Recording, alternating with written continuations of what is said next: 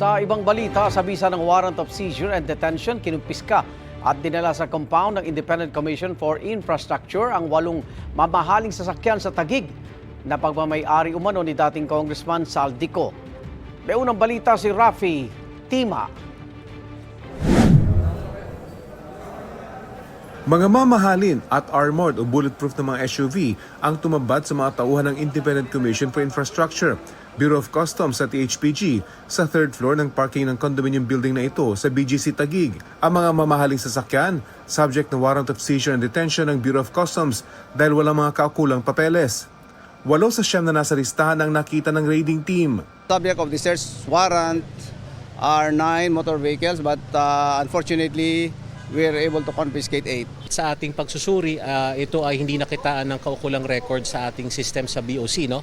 Kung kaya't ating nakumbinsi ang korte na mag-issue ng kaukulang search warrant.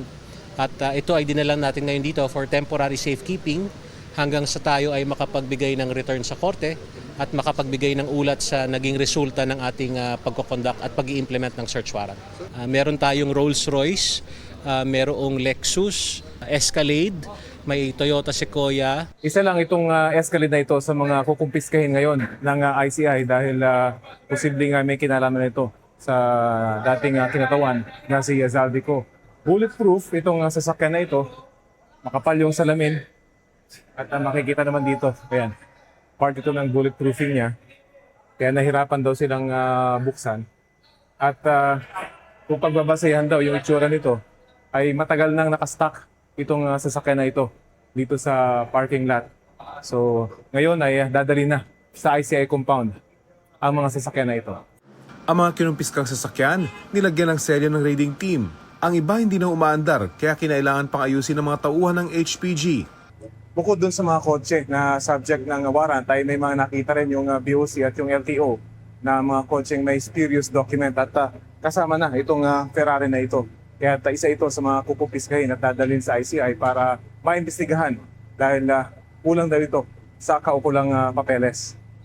Ang mamahaling Ferrari, nakaalarm na daw sa LTO, kasama ang 14 na iba pang sasakyan na nakarehistro sa mga personalidad at kumpanyang may kaugnayan umano kay Saldico. 5 sa mga nakaalarma ang nakita sa parking building. Pag the rightful owners will be able to present valid documents and proof of ownership, I think the ACI will be ready to release those motor vehicles. Sinubukan pagpigilan ng nagpakilalang abogado ng kondo ang paglabas ng mga sasakyan ito dahil hindi raw sila kasama sa warrant. Pero dahil nakaalarma ang mga ito sa LTO, nailabas din at dinala sa compound ng Independent Commission for Infrastructure dahil wala raw itong espasyo sa BOC. Habang inilalabas ang mga sasakyan, isang residente ng condominium kung saan kinuha ang mga ito ang nagsisisigaw. Balik nyo yan! Pera namin yan! Isauli ninyo! Sa kabuuan, nagkakahalaga ng 145 million pesos ang 8 sasakyang nasa warrant. May feelers na rin daw para maisuko ang ika-9 na sasakyan na umano'y tinanggal sa parking kahapon ng umaga.